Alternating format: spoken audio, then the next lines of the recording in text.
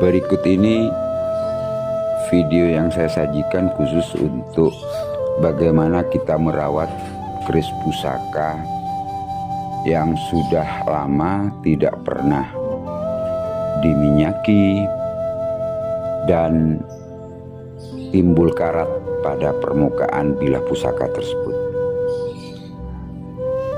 Keris pusaka ini berdapur spang, memiliki panjang bilah 68 cm, peksi 14,5 cm dengan bentuk peksi kotak. Ini salah satu contoh keris pusaka Sumeneb Sepuh. Jadi pada saat kita melakukan proses perawatan, yang pertama kali adalah merendam keris pusaka ini pada air kelapa yang sudah fermentasi atau bau. Jadi dari membelah kelapa, airnya kita biarkan sekitar 1 minggu. Nah, air kelapa tersebut kita buat untuk merendam keris pusaka ini.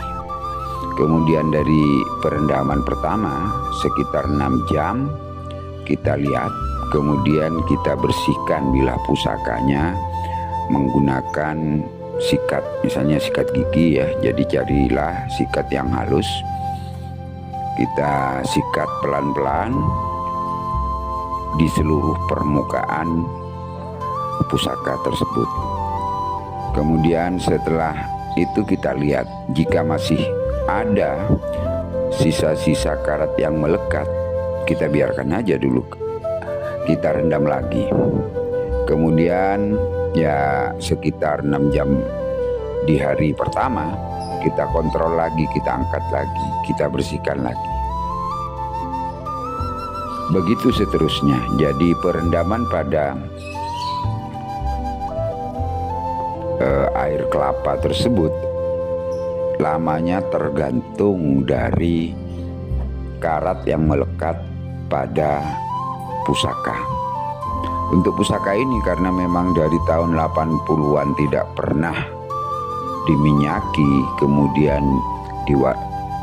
diwarangi lagi diwarangi lagi, maka saya cukup lama, sekitar 15 hari.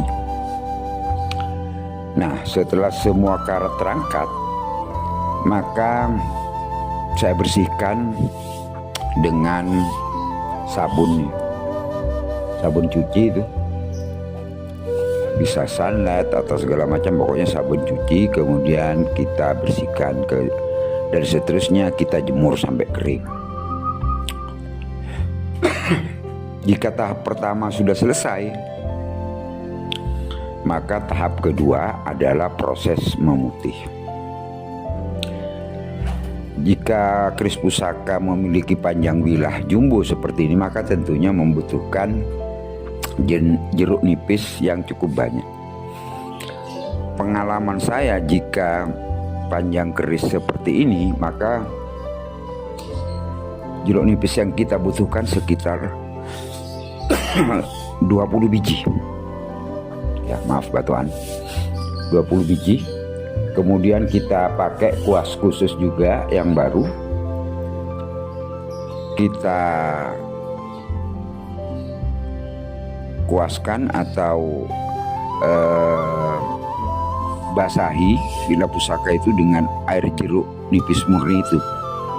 Lebih bagus lagi kalau air jeruk nipis yang kita gunakan itu juga terfermentasi. Jadi artinya jeruk kita peras, kita diamkan sekitar 15 hari baru kita gunakan. Proses pembersihan permukaan bilah dengan jeruk nipis ini butuh ketelatenan. Jadi kita tiris seperti kalau kita ngecat permukaan dinding secara berulang-ulang. Jadi proses pertama setelah selesai menyeluruh, basah semuanya, kita biarkan agak kering, jangan sampai kering betul, diulangi lagi. Saya biasanya menggunakan perbandingan 3:1, artinya setelah 3 kali proses penguasaan dengan air jeruk nipis ini selesai dilakukan, agak kering, saya cuci dengan sabun bilah ini. Saya jemur, agak kering, proses pembersihan dengan air jeruk nipis saya ulangi lagi 3 kali. 1 kalinya seperti tadi, itu berulang-ulang. Jadi kemungkinan bisa untuk pengulangan jeruk nipis ini bisa sampai 10-15 kali ya, perbandingan 3:1 tadi. Jika pada tahapan ini sudah selesai, kita lihat bagaimana permukaannya.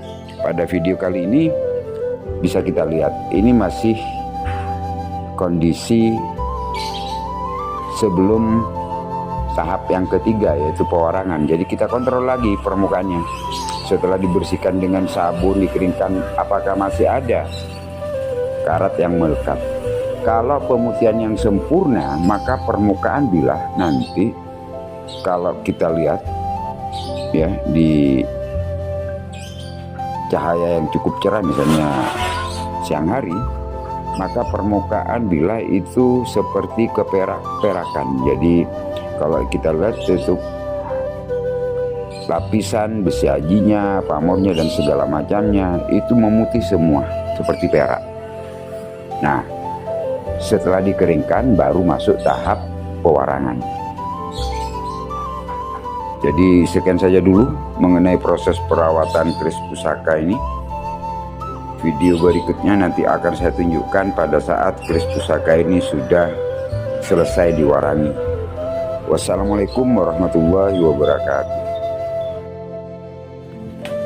Berikut ini video yang saya sajikan khusus untuk bagaimana kita merawat keris pusaka yang sudah lama tidak pernah diminyaki dan timbul karat pada permukaan bilah pusaka tersebut. Keris pusaka ini berdapur Sepang, memiliki panjang bilah 68 cm,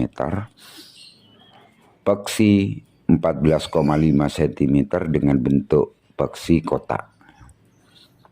Ini salah satu contoh keris pusaka Sumeneb Sepuh. Jadi pada saat kita melakukan proses perawatan, yang pertama kali adalah merendam keris pusaka ini pada air kelapa yang sudah fermentasi atau bau. Jadi dari membelah kelapa, airnya kita biarkan sekitar 1 minggu. Nah, air kelapa tersebut kita buat untuk merendam keris pusaka ini. Kemudian dari perendaman pertama sekitar 6 jam kita lihat, kemudian kita bersihkan bilah pusakanya menggunakan sikat, misalnya sikat gigi ya. Jadi carilah sikat yang halus. Kita sikat pelan-pelan di seluruh permukaan pusaka tersebut. Kemudian setelah itu kita lihat jika masih ada sisa-sisa karat yang melekat, kita biarkan aja dulu. Kita rendam lagi. Kemudian ya sekitar 6 jam di hari pertama, kita kontrol lagi, kita angkat lagi, kita bersihkan lagi. Begitu seterusnya. Jadi perendaman pada air kelapa tersebut lamanya tergantung dari karat yang melekat pada pusaka. Untuk pusaka ini karena memang dari tahun 80-an tidak pernah